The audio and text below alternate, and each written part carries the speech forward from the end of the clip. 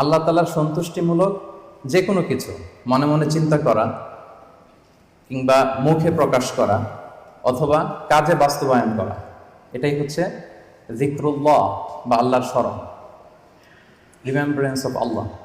বিশেষ করে আল্লাহ তাআলার পবিত্র নামগুলো স্মরণ করা।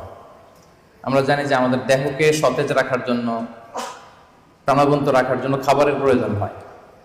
ঠিক তেমনিভাবে আমাদের আত্মা বা আমাদের হৃদয়কে সতেজ রাখার জন্য খাবারের প্রয়োজন হয়, আর সেই খাবারটা হচ্ছে যিকরুল্লাহ।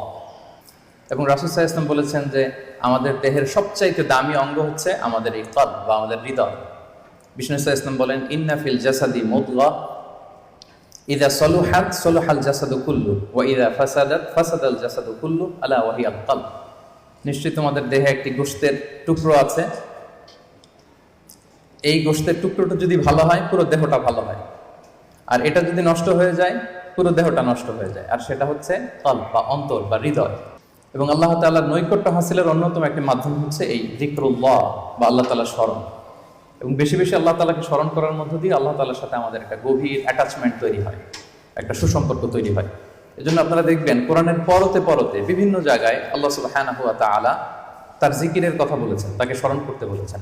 আল্লাহ তাআলা ইরশাদ করছেন, ইয়া আইয়ুহাল্লাযীনা আমানু যকুরুল্লাহা যিকরান কাসীরা ওয়া সাব্বিহুহু বুকরাতান ওয়া আসীলা। অর্থাৎ ওহে বিশ্বাসীরা, তোমরা বেশি বেশি আল্লাহর জিকির করো বা আল্লাহ তাআলাকে স্মরণ করো, আর সকাল সন্ধ্যা তার পবিত্রতা বা তার মহিমা ঘোষণা করো। বিভিন্ন আয়াতে একই কথা আল্লাহ তাআলা রিপিট করেছেন যে আমাকে বেশি বেশি স্মরণ করো, বেশি বেশি আমার জিকির করো, এবং সকাল সন্ধ্যা আমার পবিত্রতা এবং মহিমা তোমরা ঘোষণা করো। এক লোক রাসূল সাল্লাল্লাহু আলাইহি ওয়াসাল্লামকে বলল, ইয়া রাসূলুল্লাহ, ইন্না শারা'i আল ইসলামি ক্বাদ কাসুরাত আলাইয়া। ইসলামের বিধান তো অনেক, তো এত বিধানের মধ্যে থেকে আমি কোনটা পালন করব? ফাআখবিরনি বিশাইইন আতাশাব্বাসু বিহি। আপনি একটা আমাকে বলে দেন যেটা আমি আঁকড়ে ধরে থাকব, সবসময় করবো এটা, এরকম একটা বলেন। তখন রাসূল সাল্লাল্লাহু আলাইহি ওয়াসাল্লাম বললেন যে লা ইয়াযহালু লিসানুকা রাতাবান মিন যিকরিল্লাহ। তুমি যদি একটা সাজেশন চাও তাহলে আমি বলবো যে তোমার জিহ্বাটা যেন সবসময় আল্লাহর জিকিরে সিক্ত থাকে। সবসময় তোমার জিহ্বাকে, তোমার লিসানকে, তোমার জবানকে আল্লাহর জিকির দিয়ে তুমি সিক্ত রাখো। Always keep your tongue moist with the remembrance of Allah subhanahu wa ta'ala. আল্লাহর জিকিরে, আল্লাহর স্মরণে তোমার জিহ্বাটাকে সিক্ত রাখো। এবং এই যে শব্দটা যিকরুল্লাহ বা আল্লাহর স্মরণ, এই জিকির শব্দটা কোরআনে বিভিন্ন অর্থে এসেছে। কখনো কখনো এটা সালাত অর্থে এসেছে। যেমন আল্লাহ তাআলা বলছেন, ইযা নুদিয়া লিস-সালাতি মিন ইয়াউমিল জুমআতি ফাসআউ ইলা যিকরিল্লাহ। জুমার আজান যখন হয় তখন তোমরা আল্লাহর জিকিরের দিকে ধাবিত হও। তো এখানে জিকির দ্বারা উদ্দেশ্য হচ্ছে জুমার সালাতের দিকে ধাবিত হও। আবার কখনো কখনো এই জিকির শব্দটা কোরআন অর্থে এসেছে। আল্লাহ তাআলা বলছেন, ইন্না নাহনু নাযালনা যিকরা ওয়া ইন্না লাহু লাহাফিযুন। নিশ্চয়ই আমি আল্লাহ তাআলা এই জিকিরকে নাজিল করেছি, এই জিকিরকে আমি সংরক্ষণ করব। এই জিকির দ্বারা উদ্দেশ্য হচ্ছে কোরআন, মানে আমি কোরআনকে নাজিল করেছি আর এই কোরআনকে আমি সংরক্ষণ করব। আবার কখনো এই জিকির আল্লাহর আইন বা আল্লাহর বিধান অর্থে কোরআনে এসেছে। আল্লাহ তাআলা বলছেন, ওয়ামান আ'রাদা আন যিকরি ফাইন্না লাহু মাঈশাতান দানকা।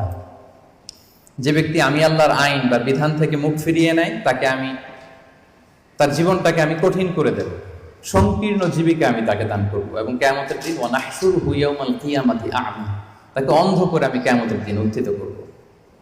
আবার কখনো কখনো এই জিকির শব্দটা কোরআনে ইলম বা নলেজ কে রিপ্রেজেন্ট করতে এসেছে। যেমন আল্লাহ তাআলা ইরশাদ করছেন, ফাসআলু আহলা যিকরি ইন কুনতুম লা তা'লামুন। তোমরা যদি কিছু না জানো তাহলে আহলে জিকিরকে জিজ্ঞেস করে জেনে নাও। তো এই আহলে জিকির দ্বারা উদ্দেশ্য কি? আহলুল ইলম, মানে যার কোরআন সুন্নাহর জ্ঞান আছে। আবার পাশাপাশি জিকির বলতে আল্লাহর স্মরণও বোঝায়, সিম্পলি আল্লাহ তাআলাকে স্মরণ করা, যেটা আমাদের আজকের টপিক, রিমেম্বারেন্স অফ আল্লাহ সুবহানাহু ওয়া তাআলা। আমরা যে ইবাদতগুলো অফার করি, সকল ইবাদতের মূল উদ্দেশ্য হচ্ছে আল্লাহ তাআলার স্মরণ।